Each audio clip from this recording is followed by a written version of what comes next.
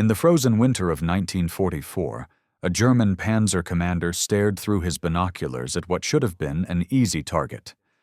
A small French village nestled in the Vosges Mountains, lightly defended, strategically positioned, ripe for the taking.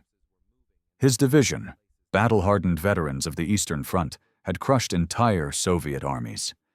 This village would fall in hours, maybe less. But as his tanks rolled forward, something impossible happened. The village vanished. Not destroyed, not abandoned, vanished.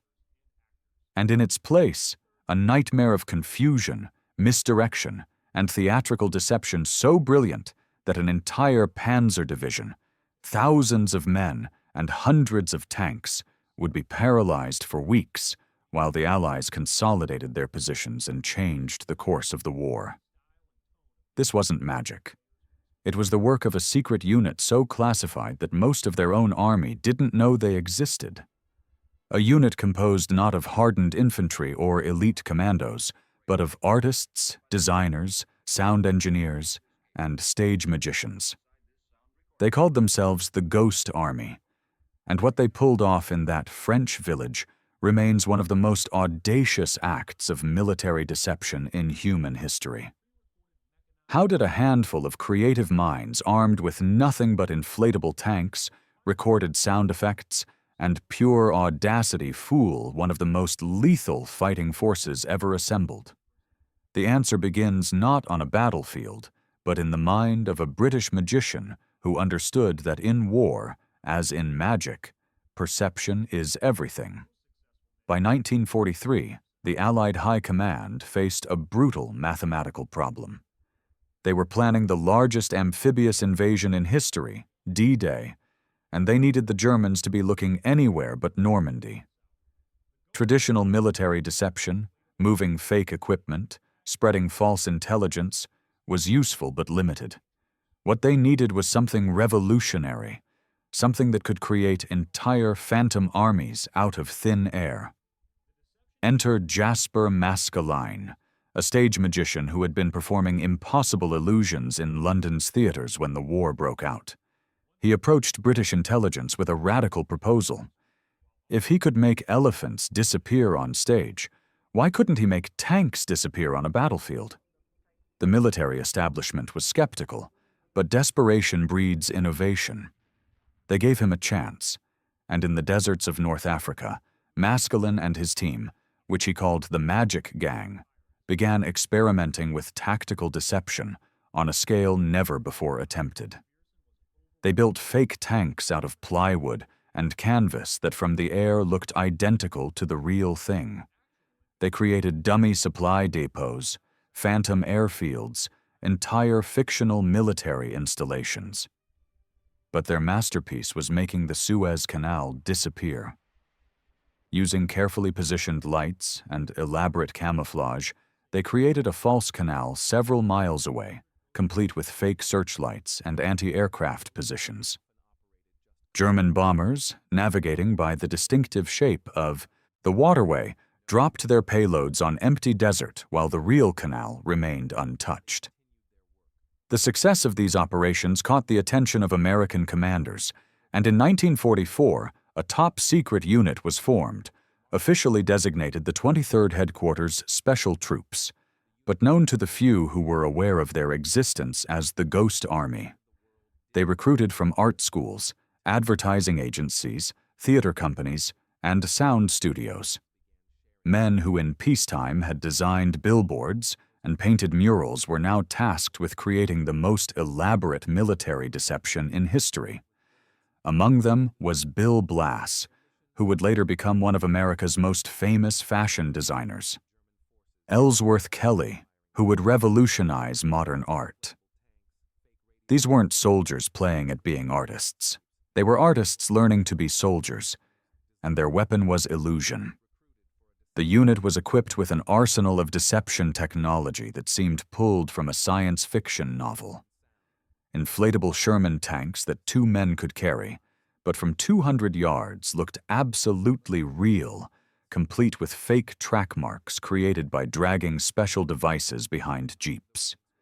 Inflatable artillery pieces, trucks, even entire aircraft. But the truly revolutionary element was sonic deception. The unit's sound engineers had recorded actual tank movements, artillery fire, troop movements, and bridge construction on state-of-the-art equipment.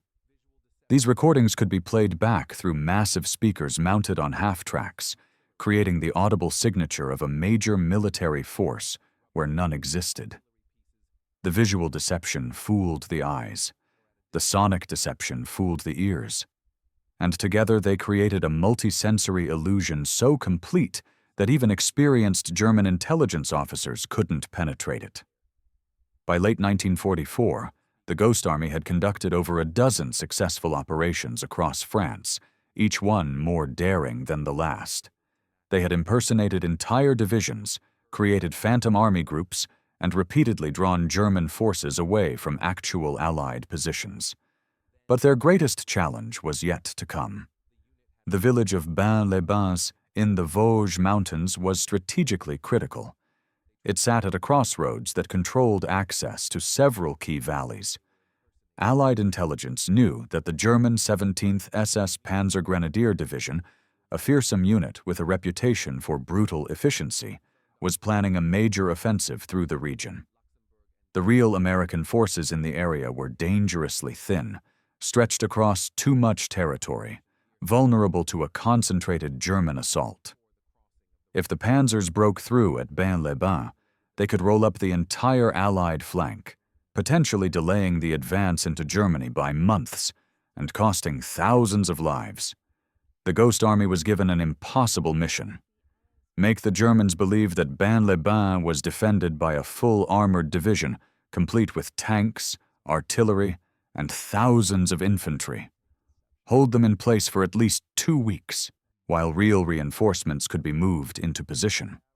The catch?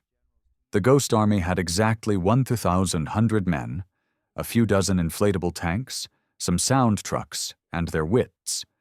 They were being asked to impersonate a force 20 times their size against an enemy that had spent years learning to identify Allied deception tactics. The operation, codenamed Viersen, began on a freezing November night. The Ghost Army moved into position under cover of darkness, and what happened next was a masterclass in psychological warfare. They didn't just set up fake equipment. They created a living, breathing illusion of military presence. Inflatable tanks were positioned in carefully chosen locations where German reconnaissance aircraft would spot them. But here's where the artistry came in. Real tanks, when parked, leave specific patterns. Crews create paths to and from their vehicles.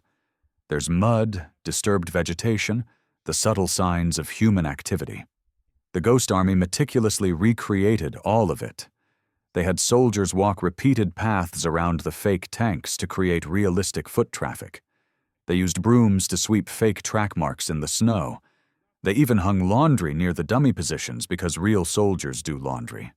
Every detail mattered because German photo analysts were trained to spot inconsistencies.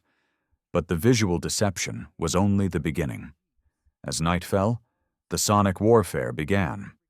The Ghost Army's sound trucks, positioned in the hills around the village, began broadcasting the recorded sounds of a massive armored force. The distinctive rumble of Sherman tank engines starting up. The clank and squeal of tank treads on frozen ground. The shouted orders of tank commanders. The sounds were played at carefully calibrated volumes, creating the acoustic signature of tanks moving into defensive positions. German listening posts, positioned in the surrounding hills, picked up the sounds and reported back to their commanders. A major American armored force was digging in at Bains-les-Bains. But the Ghost Army understood something crucial about human psychology. Deception isn't just about what you show the enemy. It's about what you make them think they've discovered on their own. So they deliberately left gaps in their deception, small openings that German reconnaissance patrols could exploit. They wanted the Germans to send scouts, to get close enough to see the tanks, to hear the sounds, to report back with their own eyewitness accounts. because information the enemy discovers themselves is always more believable than information you feed them. German patrols crept through the frozen forests, and through their binoculars, they saw exactly what the Ghost Army wanted them to see. Tanks in defensive positions, artillery emplacements, supply trucks moving back and forth. What they didn't see, what they couldn't see from a distance, was that the tanks were inflatable, the artillery pieces were painted canvas, and the supply trucks were the same three vehicles driving in circles. The German commanders, receiving multiple independent reports of a major American armored presence, made the logical decision. They halted their offensive and began planning a more elaborate attack, one that would require additional forces and extensive preparation. Days turned into a week, and the Ghost Army maintained their illusion with increasingly desperate creativity. They knew that the longer the deception lasted, the greater the chance of discovery. If a German patrol got too close, if the wind knocked over an inflatable tank, if a reconnaissance aircraft flew low enough to spot the deception, the entire operation would collapse, and the Ghost Army, lightly armed and vastly outnumbered, would be annihilated. So they added layers to the illusion. They set up fake radio networks, broadcasting the kind of routine communications that a real armored division would generate. They had soldiers wear the shoulder patches of the unit they were impersonating and deliberately visit nearby towns where they knew German spies were operating. They spread rumors in local bars about the massive American force that had just arrived. They even staged fake arguments between officers in public places, loud enough to be overheard, about deployment strategies and equipment shortages, the kind of operational security failures that real units sometimes experienced. Every element was designed to reinforce the central illusion. This wasn't a deception operation. This was a real American armored division, and it was dug in and ready to fight. The psychological pressure on the Ghost Army soldiers was immense. They were living in constant fear of discovery, knowing that if the Germans realized they were facing a handful of artists with inflatable tanks, the response would be swift and lethal. They slept in shifts, maintained the illusion around the clock, and watched the surrounding hills for signs of a German assault that could come at any moment. Meanwhile, the German 17th SS Panzer Grenadier Division was doing exactly what the Allies needed them to do. They were waiting, planning, and requesting additional forces for an attack on what they believed was a heavily defended position. Intelligence reports flowed up the German chain of command, each one confirming the presence of a major American armored force at Bains-les-Bains. The Germans, who had been burned by Allied deception before, were being extra cautious. They wanted overwhelming force before they attacked. And while they waited and planned, the real Allied reinforcements were moving into position across the entire front. 2 weeks into the operation, the Ghost Army received the coded message they had been desperately waiting for.